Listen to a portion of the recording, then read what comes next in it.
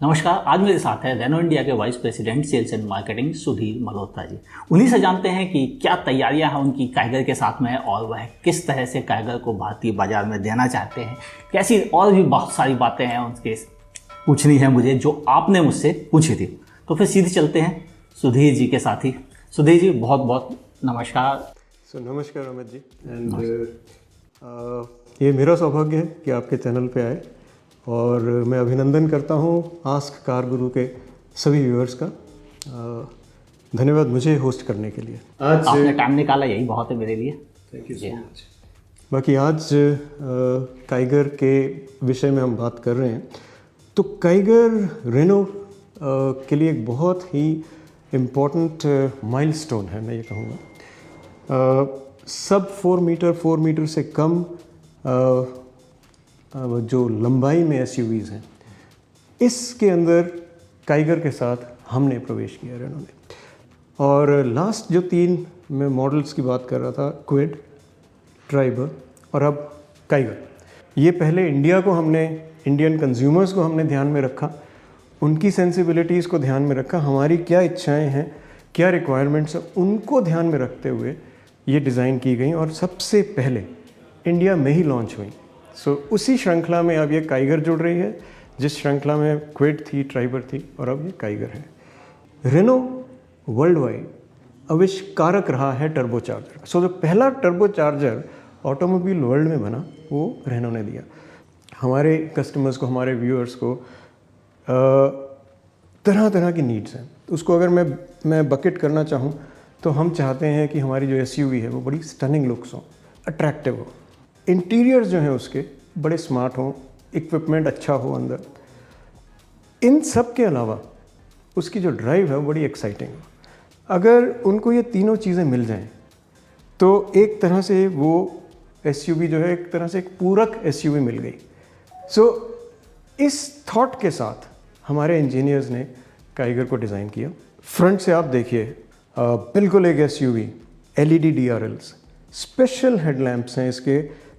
इसके अलावा जो इसकी रूफ रेल्स हैं दे आर लोड बेयरिंग।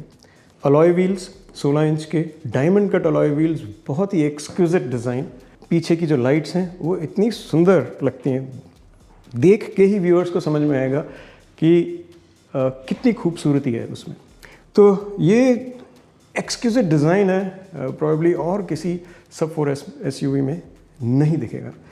और अगर हम अंदर जाते हैं, जो मैं स्मार्ट कैबिन की बात कर रहा था, म्यूज़िक सिस्टम है जहाँ पे हम अपना एंड्रॉयड ऑटो या एप्पल कारप्ले रेप्लिकेट कर सकते हैं बिना वायर्स के। स्पेस, फ्रंट रो पे आप बैठिए, पीछे वाली रो में बैठिए, आपके पास स्पेस ही स्पेस है। और अगर आप पीछे जाके डिक्की देखेंगे तो वो इस सेगमेंट में सबसे बड़ी है। ओवरऑल स्पेस बहुत ही अच्छे तरीके से कोऑर्डिनेटेड है और इंटरनल स्टोरेज की भी अपने सेगमेंट में सबसे ज़्यादा वॉल्यूम है, 29 लीटर का। इसके अलावा जो ड्राइव है, इसकी ड्राइव में एक तो हमारा नॉर्मल इंजन है और एक हमारा टर्बो इंजन है। हमने ड्राइवेबिलिटी को हम किस तरह से यूज़ करना चाहते हैं उसके ऑप्शंस दिए हुए हैं। ऑप्शंस में आपके पास इको मोड है, आपके पास नॉर्मल मोड है, आपके पास स्पोर्टी मोड है। तो आप जिस तरह का आपका मूड है, जिस तरह की आपकी सिचुएशन है, उस हिसाब से आप कार चला सकते हैं। ड्राइव जो है इसकी बहुत ही स्पोर्टी है।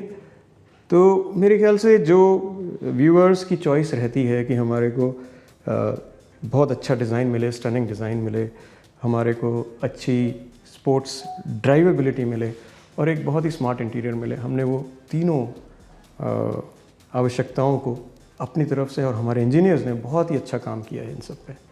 अब कन्फ्यूजन कस्टमर को हो रहा है कि आपने 2 तरह के ऑटोमेटिक दे दिए। जैसी हमारे कंज्यूमर्स की नीड्स हैं उस हिसाब से हमने वो विकल्प दिए हैं। दोनों डिफरेंट प्राइस पॉइंट्स पे हैं। ये हर तरीके की बजट के हिसाब से भी आपको AMT या ऑटोमेटिक का मज़ा मिल सकता है, क्योंकि अब धीरे धीरे युग SUV का और धीरे धीरे युग ऑटोमेटिक की तरफ जा रहा है। तो क्यों ना हम छोटे बजट में भी एक ऑटोमेटिक का विकल्प दें। ये इस सोच के साथ हमने 2 तरह के ऑटोमेटिक इंट्रोड्यूस किए। कस्टमर्स को पसंद आ रही है गाड़ी, लोगों ने वीडियो भी बहुत लाइक किया है और शायद काइगर का सबसे अधिक देखे जाने वाला वीडियो मेरा रहा है। तो इन सब के बाद मुझे एक बात तो समझ में आई कि आपके पास बहुत ज़बरदस्त डिमांड आने वाली है, कैसे संभालेंगे? खैर ये प्रश्न का जवाब मुश्किल है। आप सही कह रहे हैं अमित जी की डिमांड अच्छी आ रही है। हमने एक चीज़ जो करी, जो हमारे दर्शक भी इस चीज़ को मैं कहूँगा कि सराहेंगे, हमने जब बुकिंग्स अभी शुरू करी है, हमने पहले ही अपने सारे वेरिएंट्स के जो स्पेसिफिकेशंस थे वो डिक्लेयर किए। हमने उन वेरिएंट्स के स्पेसिफिकेशंस के हिसाब से उनकी क्या कीमत है वो सबको बताई। तो इसको चलते हुए एटलीस्ट जो हमारे दर्शकगण हैं, जो हमारे कंज्यूमर्स हैं, वो वही वेरिएंट या वही मॉडल चूज़ करेंगे जो उनको पसंद आ रहा है उनके फीचर्स के हिसाब से और जो उनके बजट के हिसाब से आ रहा है। सो एटलीस्ट उनको क्लैरिटी शुरू में ही है कि वो किस तरह का वेरिएंट वो चाहेंगे। तो उससे मदद हमें ये मिलती है कि हमें शुरू से ही पता चला जाता है कि किस तरह के वेरिएंट्स की बुकिंग्स आ रही है। एक और सवाल था, आपने इंट्रोडक्टरी प्राइस अनाउंस की है, तो ये एक इशारा है कि आगे फ्यूचर में प्राइस बढ़ेंगी, तो क्या जल्दी बुकिंग कराने के लिए कहा जाए, या सिर्फ ये है कि हम प्राइस अभी इंट्रोडक्टरी दे रहे हैं, आप प्रोडक्ट को समझिए, उसके बाद कुछ तो प्लान होगा, कब तक करेंगे? इंट्रोडक्टरी प्राइस हमने ज़रूर लॉन्च किया है और ये इसलिए भी है कि हम चाहते हैं कि ज़्यादा से ज़्यादा हमारे प्रॉस्पेक्ट्स हमें देखें और इस कार को समझें। और ये भी है कि आने वाले वक्त में, क्योंकि इंट्रोडक्टरी है तो इंट्रोडक्टरी तो एक पीरियड के लिए ही होता है, तो कुछ समय बाद कुछ ना कुछ बदलाव ज़रूर आएगा। वो कितना है और कब होगा वो ज़रा मुश्किल है अगर मैं ऐसे बोलूँ तो। एक और बड़ा डाउट रहता है लोगों के दिमाग में, इंडियन मार्केट थोड़ा सा सेंसिटिव मार्केट है, यहाँ पर लोग सर्विस को, नेटवर्क को लेके बहुत उत्सुक रहते हैं कि ये कैसा है, क्या हमें इसमें कोई बदलाव, कोई बढ़ोतरी, क्या प्लानिंग है?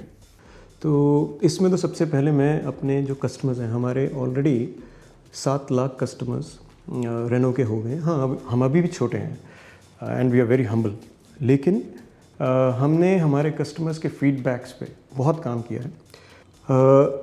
साथ में 475 के करीब ऐसे पॉइंट्स हैं जहाँ पे हम सर्विसेज देते हैं। कुछ हमारी वर्कशॉप्स हैं, कुछ हमारी मोबाइल वर्कशॉप्स हैं। तो आज की डेट में मैं ये कहूँगा व्यूअर्स को भी कि ऐसी चिंता की कोई बात नहीं है। सर्विस पॉइंट के लिए या शोरूम के लिए निश्चिंत रहिए, हम आपको बखूबी बहुत अच्छी सर्विस देंगे। ये सेगमेंट जो है mini SUV, sub compact SUV, सब 4 मीटर एसयूवी, ये बहुत तेज़ी से बढ़ा है।